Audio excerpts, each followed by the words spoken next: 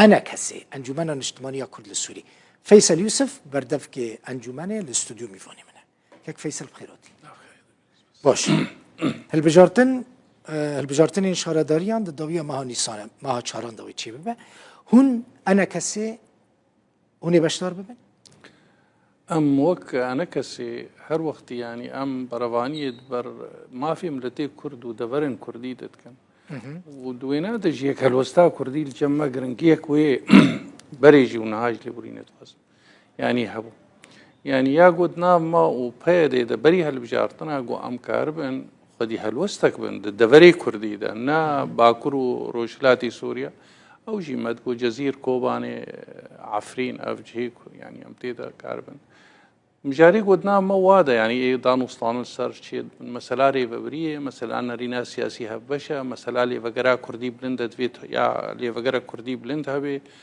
وهالبجار تنجي يعني قانونك جير هبي أو أم تمام بهفتورة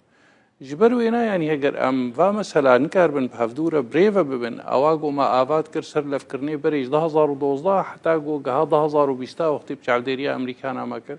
أفون تشتيكو ناكوكي جو ملسرت كرو هنا قافجي ما تيدا آفيتن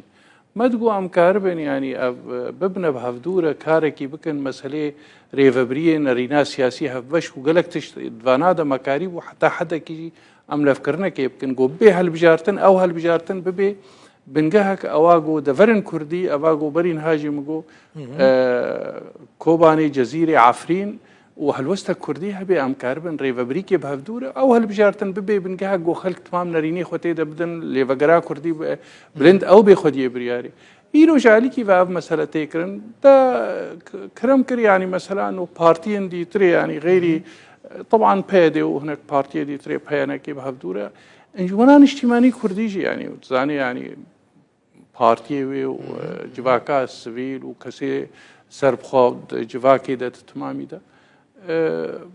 هر وقت ما ريفا كرج اللي فقرا كردي بلند انه الصدي دهجي ام كاربن اي دربي وينا تبلي قالك كيم معنا ام تبلي بكن جو بريار بريار كردي اوروبي امريكي تمام بيشن لفكرنا كردينا بيش علي كي تنيبه ودفرن كردي امام بي معنينا ام تبلي نابن تبلي نابن وهن للدش در ناكبن يعني هم بويكوت ناكن إيه ما يعني بري أم دبينن مسألة أم در يعني أف كم صالي جو وقتيجو أف ريفبرياجو لازم هم بهفدورة والسر مذكر جهيجو ريجيم جيفكشي جو أم بهفدورة شريك مش علي كيف تكن يعني إيرو جي علي كيف تكن وك في وك نهاجو بكن وك إيدي تري يعني تشتكن جا كيك فيصل أف مسألة هالبجارتنين شهرة داريان يعني مسألة خدمة جزارينا نه مسألة سياسينا يعني مسألة سياسي دين عالية كي مسألة دين خدمي دين عالية كيدن بلدي كاري خدمي دكن كاري سياسي ناكن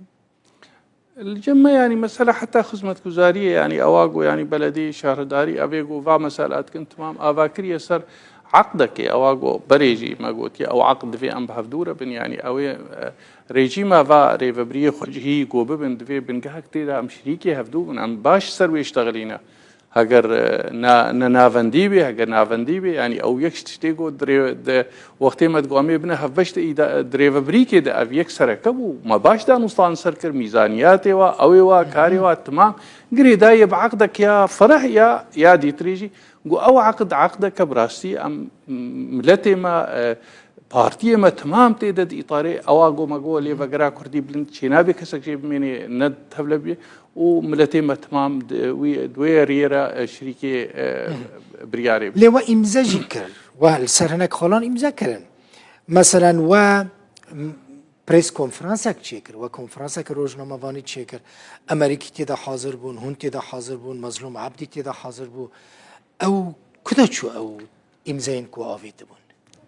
أو يعني ما آفات كرسر ويقولك يعني مصدرين دبلوماسية أمريكية واليوم روبك وزهربيلي أو إيجو ليه حاضر منتفضة أواجو هنجي نرينا سياسي هف بشياجو قالك أتجو هنكارن بهفدورة بكن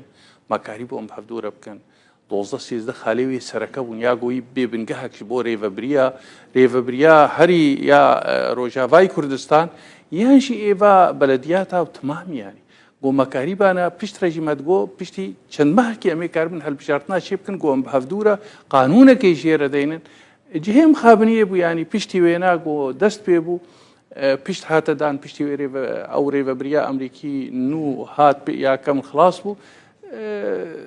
ینی هەو ینی ئەو دانوستان ئەو شێ بوو. کاک فەیسەل تو کەسێکی صریحی تا ئاشکرا دەبێژی کی بوو سەبەب یانجی چ بوو سەبەب کۆ ڕێکەفتنەوە نەچە سەری؟ يعني بهور بك جەمەوە ئەنجومەنان نیشتیمانی کوردی حتا گۆ ئەم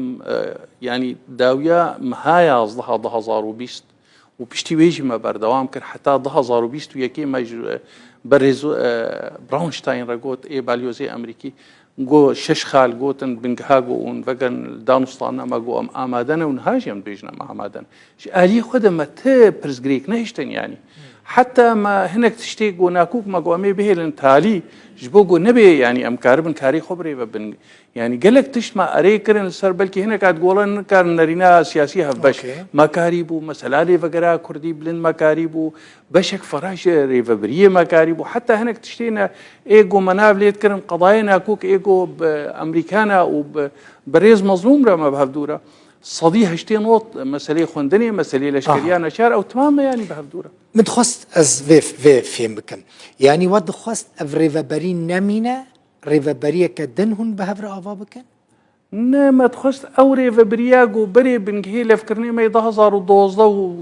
و14 وحتى وقت امريكانا اجي بهفدورة او ريفابري بري ما قلت بوجهي جو ريجيم لي نبي امكارم بي بهفدورة خدمة گزارية جملتي خورا بكن نا أواجو مدجو أم كاربن أفري فبري ببي يا ملتي متمامي أم بهفدورة ببنا شريك ما نجو أمي لغو كن مدجو أمي كاربن بهفدورة تشتيجو أم بين كماي تيدا أو أم نريني خوشي تبلي بكن جو أم بيجن برا أفري فبريامة تماما نيا علي كتانية عقداوي كارو باريوي تمامي إتشما يعني إتشما نبو وان أو مجال ندوا نكرن يعني أول فكرني جو بو إيروجي مزبطة ويل جمع أمريكان أنا ما يا سركي هري سركه ما كرن حتى وقت جو ويليام روبك شو زهربيلي شو بيشتي وي برانشتاين جهات حتى بيستو يكيشي ام مدقو ام آمادنا او هو دانوستاني فقران ده هيفاشا شا 2021 معلوماتي امريكانا كريا وحتى انا او جي تشتيقو يعني امريكانا دانيش مواره انه دوختك كندا مع مفاوضات خلاص ببن هو آلية انجومني يعني بن بيكرنت آلية هوالي وادا مسألة دراغاني ده إيريش شينابي او تشتيقو ملف كري بري ام جارك دينا مالية فقرن و ايغو فيجاري نكي يعني خيابي يعني برفرسايت ياي امريكان وكاك مظلوم نما امريكي نما يعني امريكي ما نام امريكي هيد مينن وجاراغو اموانا جي هفدود بين هر برسايا او لي يعني امريكي جي دولتك موزني الدنيا ده يعني برجوان دي واهنا اعتباراتي واهنا او واهنا لي اما هر وقت ما جوار قوتي اما ام بيرنا مسألة استراتيجي قوي هالوسط كردي هبي ام هرمي كردي روجا يعني ايه روجافاي كردستان وقت لفكرنا ده كده هاتي كوباني جزيرة عفرين دوبارتكم نباكرو روجلاتي سوري ام ندجي وين يعني مسألة ديمقراطية او ولاتي سوريا ام بشكل سوريا لوقتين بيجن اما ام وكرت مسألة ما يتايبت من دي هبو ما تقول بيباراستن واو لفكرن وقتي جو بجابديريا امريكان شي مجوات خاص جو بيشقرتنا وي لفكرني بكن جو بنجهك جو ما في ملتيما بخرتاي سوريا باشروج ده بجهببي وبيشقرتنا بيكرنش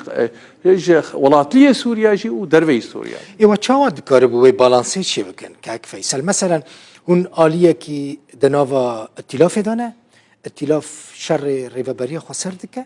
لا آلي دنجي هون دخازن لقل ريفابريا خسر ببن شريك يعني افتشاود به يعني يكش تشتي جو ملف كريد مسألة خالي مسألة ليفقرا كردي بلندجي ونرينا سياسي هبش انه اف ليفقرا كردي بلندوي ببي بر برس بر وك دنجي ملتي كرد الهرجهي وهر يك جما جهه جو تيدا اگر امنا ائتلاف ده او جه كيدا امي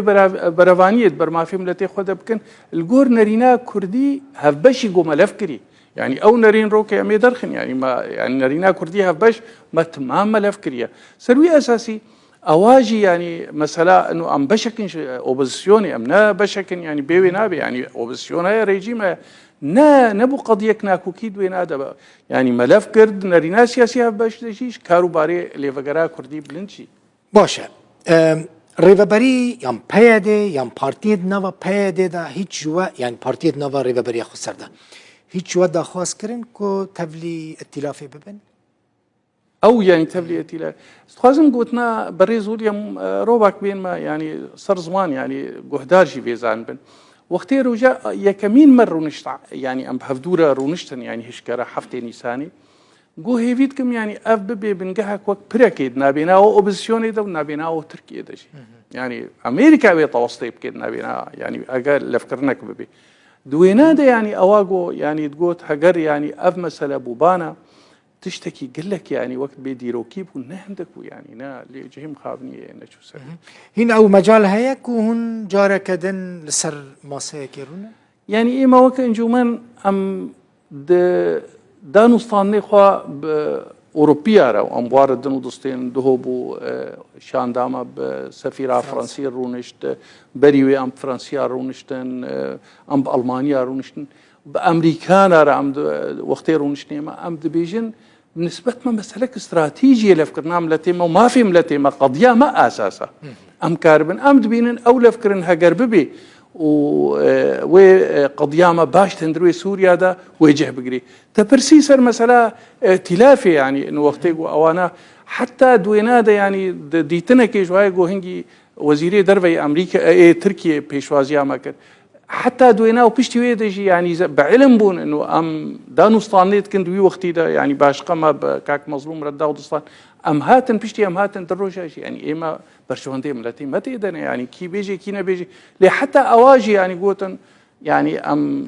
هيفيد كنت تشتيون بهفدوره تاليده وقت بيجي الجور تطلعاتهم ملتي سوري بي اي ماجي يعني ما تقول ام خدينش تطلعاتهم ملتي سوري اري ام كردن لي ام خازن شركه سوريا ديمقراطي قال لك نتوبه يعني ام نهمه وقتيقو ام بيجنا ميلف بكن ام يسر حسابهم لتي سوريا ان خطك سياسيا يعني اريتري كان باشا هون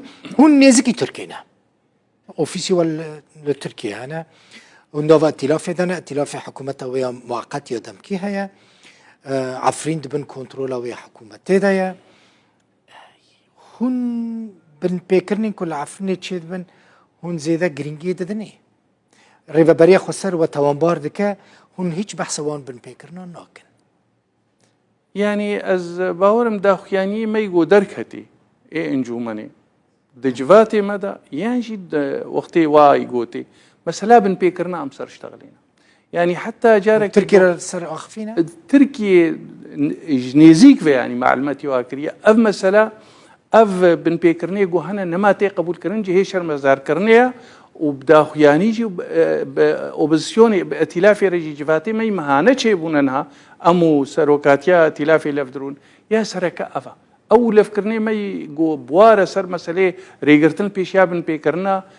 غهرانا ديموغرافي جزاكرنا باي غوا جريمات كن بغرانا كوشبر ابيا سركا بواره وحتى بتركيا رجي امن هاد نباش غيري ولو وقتي دستايا تفاوض درونش بريغو بسكني يكتش جاري جو مقدمان دور سي صدروا بلي افيغو تمام دي وقتي دبري سي صاله ما قدمات ام افنا يعني ام فينا اجبرغو يعني هاجا ام بشتا خبني افم لتي ما عفرينه كوبانه جزيره جيغو كرت ام خد بين بربرس هاجرناكو كيما وبيدي جيهابن ولا ايدي هابن بس افم لتي ما قضيا تركيا ريد داك هونو بيدي الهفوار مثلا قالك الين يزيك الريبا بريو خسروا وبيدي مجموعه بهستناد بيجن تركيا قبولناكو انا كسي وبيدا لهفوار نها يعني تركيا برجواندي هنا وقت دولة إيه ما يجي برجواندي ما هنا أمنا يعني قريداين برجواندي مسألة تركيا بالنسبة مسألة عيبات مندية ما يكردي حتى وقت يوم درباسي ائتلاف يبون خالك هيا قال لك جاري صرنا عايش تغلان ما جو أم درباس بن سر بن جهة كي ما في ملتهم وبرفانيت بردا وتعيبات مندية ملتهم ما بشعبي قرتن وبيشتي ام تفلي دستايا بلند بون وام بهفدوره يعني نا يعني ام بهفدوره مكار كري تروجع او نبويا مسلك كلامك البيشيا ماغو ام واليه دي تري ام لفكرنا كي سر بنكهك سوري سر بنكهك ام بشك اوبسيون ابن ام بشك بنغو ام بارا ام ريز قرتنيش دولتي درو دور رجيب كن او جيج مره بقرن ام وكملتي كرد الهندروي سوريا كسايتيك ما هبي وك كسي كردي سوري ام جويرت خبتن يعني او بيجي هاش كي غيدي او بكيف اوان بلي قال لك سباس تا جارك القامش لو تبوي ميفاني من تقول المخينون زيدا مجال نادم تحي فلاني وتقصيرنا تحي فلاني قال لك سباس شو فيصل زور سباس فيصل يوسف بردفكي انجمن الاجتماعيه كرد